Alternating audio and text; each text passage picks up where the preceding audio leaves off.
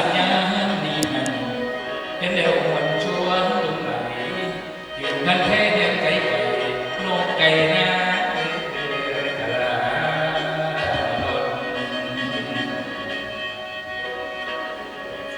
ละเบิ่งคุณแม่พ่อใหญ่สาลงตอนไปรักป่าอยู่นาเขาแต่ก่อเกี่ยวจมกุมเสียงปะกิ่งทองปะซิวหน่อยไก่ลาเราคือทอดเอง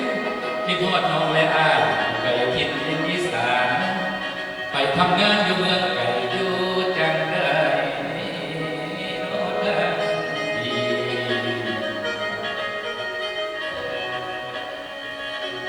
ตาดอกแม่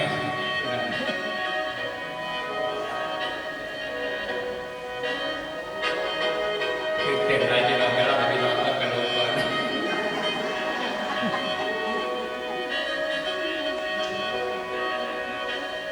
ไปทำงานอยู่เมืองไก่อยู่จังไรโน้ตดีราคาที่มีสิ่งมาอุ่นมีหลายสุขหลายไฟละขั้นลำบากอยู่เมืองใหญ่กับอีสานบ้านเขามากินข้าวไรปลาแล้วอยู่บนแต่ไหนแม่มาที่สุดพอกับเงินเฮายามใจเขาไม่คืนหน้าจำคนป่ากระสุนลม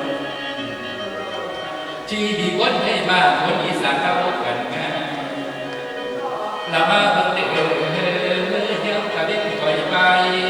ขอเขาเขียวเส้นเด็ดตรงโอ้ยมองเล่กันเองงานแล้วผมป่าเต้นตื่นหน้าเหมือนแท้กิวสิเดือนนี้ป่าก่อนที่บนตกหลุมพอเยสาดักไปแถวหน้าขึ้นหน้าไทยเนี้ยไปใส่น้ำตุ่มปีเสียดายเดป่าลูกก็กะลงดีเสียงพอลูกแม่ป่าตั้งตาลูกเป็นกาบุคคาถามเขาถึงลูกเต้าสุมาบอกพรรษาฝากเงินมาให้พ่อแน่ก่อนใจทนละน้อยบ่โดนเสียงตกเล่นยังผู้เจ้าอยากมาก็มวนมวนได้ฟังแล้วสั่งมาคือดนตรีกองโอ้ยมองเด็กเก่งงานหัวหมูตาเต้นตื้นน้ำเป็นแดงสิเล่นหนีก่อนที่บนตัวปู่ก็เยสาหลังไกลแถวหน้าทึ่งหน้าไก่เนี้ยไปใส่น้ำลงดีเสียดายดีป่าลูกคอกะลงดีเสียงพอลูกเจ็บป่าเป็นทางตัวเป็นกาบุคำถามเขาถึงลูกเต้าสุมาบอกพรรษาฝากเงินมาให้พ่อคุยแน่บ่น้องลูกใจทนในบ่โดนเสียงของเล็บยังผู้เจ้าอยากมาก่อนได้ฟังแล้วสั่งมาหวนคือดนตรีก่อนฟังแล้วสะท้อนและนี่แหละครับพากรของกินดินอีสานเป็นดีมากทุกคนทุกคนให้นางผู้กระสุนเกลือและย้ำสมดาป่าบ่อนาได้ลงซ้ออยู่คนดีกลับมาเดินน้องทีแต่สุดที่น้องกูมาเดินทางไม่ทงนายืนทำเดิน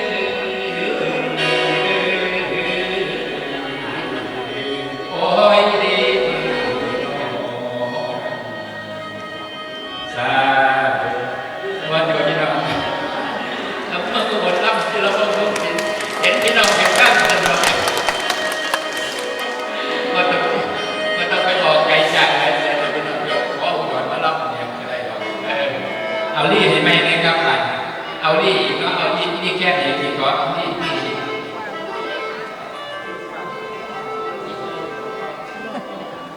ค่จะได้ผมไปลี่แค่กันได้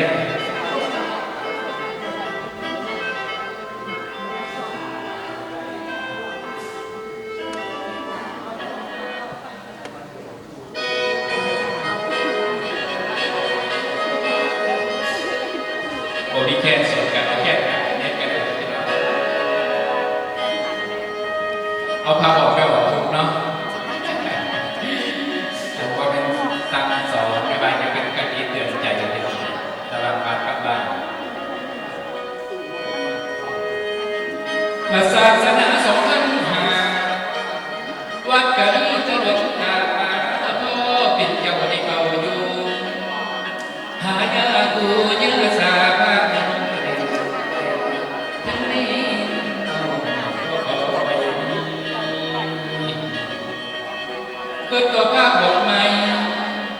ปวดภาษาเลือดที่กสีกอกราศีเป้าน้ำกาน้ำงานยากแต่เห็นว่าพอใส่โยมผู้ไปกินข้ากะบ่ใส่ห้องเหลืองบ่หน้าตาคือแต่เก่าไปจากหันจากเพนนี้แต่พอออกเข่านี้แต่แม่ออกเข่าบ่คือเขาเก็บเรา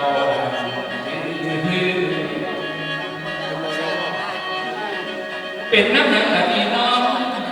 เป็นน้ำผ้าหรือน้ำยม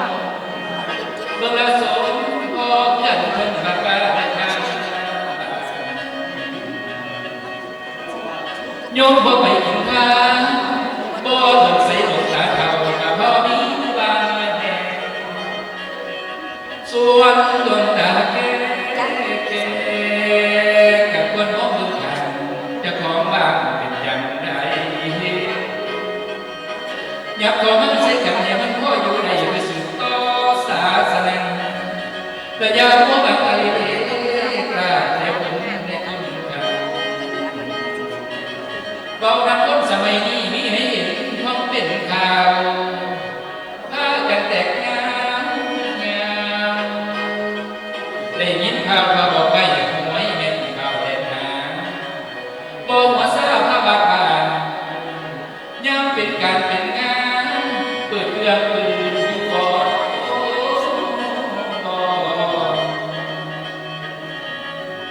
ตีละครั้งกะบ่เห็นตีของเพนกะบ่ฟ้าวเที่ยวไปภาคอุดรนี่ก็เป็นตัวอย่างพอเห็นภาพสะท้อนมาโยมห่วงแต่น้ำหน่อยคนบางรวยแต่น้ำเพิ่นถูกเธอยังเป็นหายเดี๋ยวเห็นยังกะเหตุพาไปยังมากระส่งใบบอกโยมเป็นไหนแล้วบ่เบาอยู่ทุกข้าวแล้วหนทางเที่ยวเข้าไปเราแปลงพ่อบาดเดินบ้านบาดประพายอยู่บ้านบ้านแม่ฉันเขากะบ่มีผู้ได้ฉันของนี้แม่นผู้ปักผู้ทาอยู่หัวหน้าพ่อเฒ่าจอยโยมได้ไปเพิ่นกับปอยเลข2 ตัวเลข3 ตัวอยู่รอบข้างคนล่างตัวเต็มผู้ดวงเห็นก็ใกล้อวยผู้ดวงสวยซ้ำผูกต่อละปอยหลวงพ่ออยู่วัดบ้าน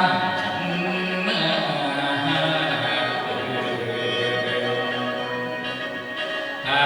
แต่โยมโอ้ยน้อง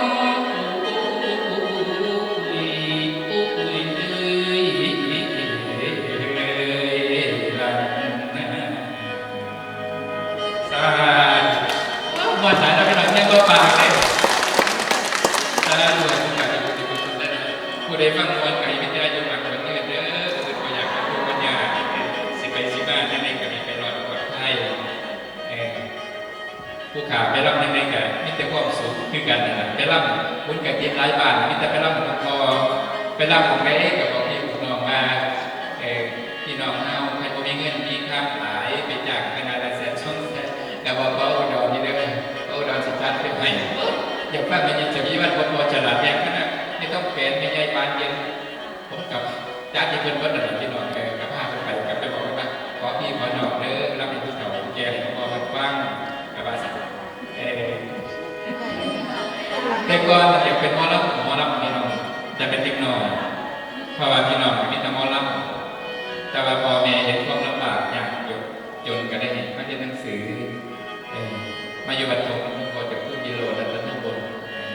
จนเป็นคู่พี่น้องเป็นคู่ใหญ่อาจารย์ใหญ่พอจนเกษียณจะออกมากับมีความสุขพี่น้องจะทำในสิ่งที่จะก้องได้เห็นนะครับอันโยมพ่อโยมแม่มาหาผมจะเขาเรื่อง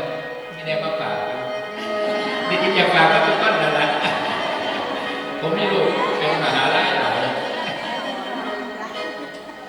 หลวงพ่อผู้เสด็จแล้วมันก็เต้นเห็นแล้วร่ำมันก็บนจักรก่อนพี่น้องเนาะอันนี้ร่ำมีระบบได้เห็นว่าพี่น้องฟังยักมา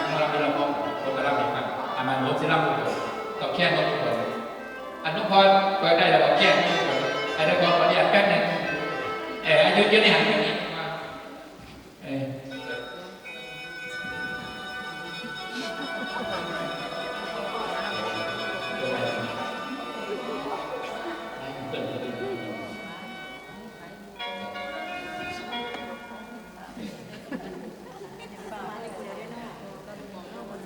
ดูแลทุกคน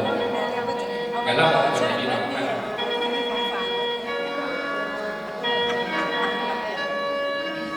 อันนี้แค่ต้องคนแบบพี่น้อง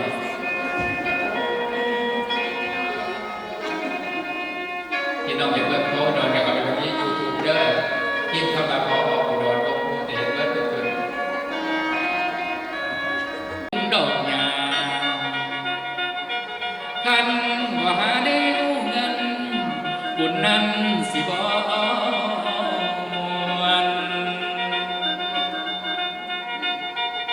บัดผู้สาวมาสวนบัดผู้สาวมาสวนไปฟังลำบากนั้นไปฟังลำบากนี้บัดเห็นนางเอกแล้วหัวใจแป้วบ่อยากเลือนใจเด้อีแม่เอ้ยโอ้ยโอ้ยโอ้ยละน้องไปลำแต่กล้ำก่อนก็ไม่ต้องเปลี่ยนไปโดดไปทั้งเวทีต้องเปลี่ยนไป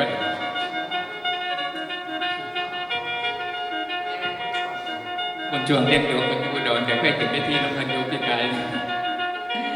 ได้ลำกับแม่ปานเย็นสีวงศาเดี๋ยวแม่หันขนาดคุณใช่เท่ากับโต๊ะมาถามไปบางดอกมาเอาลายไม่ได้บอกหลวงก็พกเป็นเศษมาทุบบ้านละมาบัดนี้เป็นจังไดพี่น้องแฟนใหม่ไทยอุบลทุกคนสบายที่อยู่ยงคงที่ฟังลำดีอย่าพากันหูห้องโศกกันเด้อพ่อใหญ่คอยเพิ่งไปเถื่อหน้าบ่มีสาเรื่องนิทานตั้งใจมาตั้งแต่บ้านตั้งใจมาตั้งแต่บ้านประสงค์มาอยากฟังลำได้พี่น้องคันเห็นมาฟังลำอย่าสุดเป็นฟังลำให้ทำบุญไปพ่อให้ทำทานเป็นน้ำเนเด้อคุณเมท่านคุณหมกน้องได้ไส้จอยดอกใจดีเราเป็นยังไงพี่น้องแฟนไม่ไทยสานมือนี้ฟังลำหลานสิว่าตามนิทานเรื่องกรุงไทยเมืองไทยบ้านคุณการพบหน้าพอฟังนิทานติดต่อฟังให้ติดต่อมีสิลือลันหมดซ้ำใดผมหมอลำขอเป็นทานหลักใส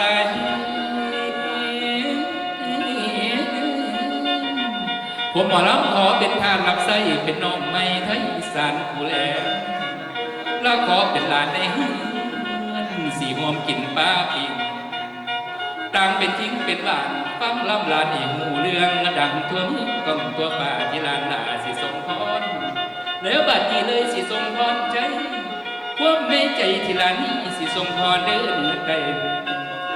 ป้าสาธุสาธุสาธุเดิน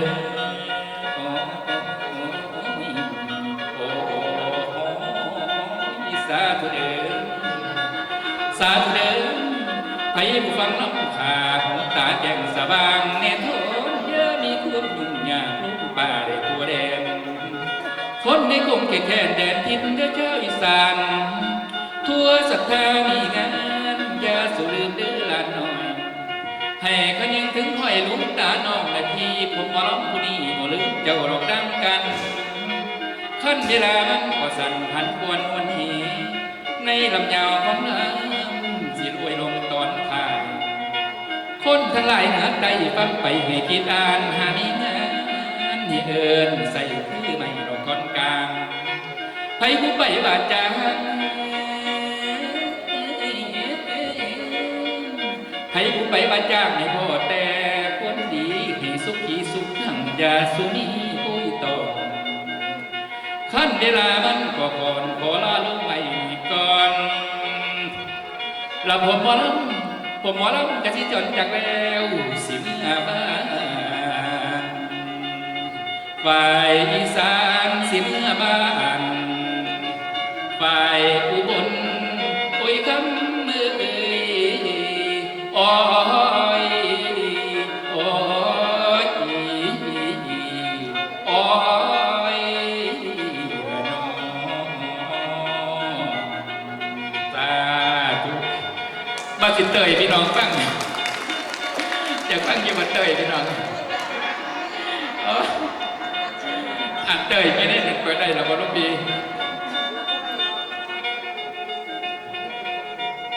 วันนี้เปิดได้ปะมาตั้งแต่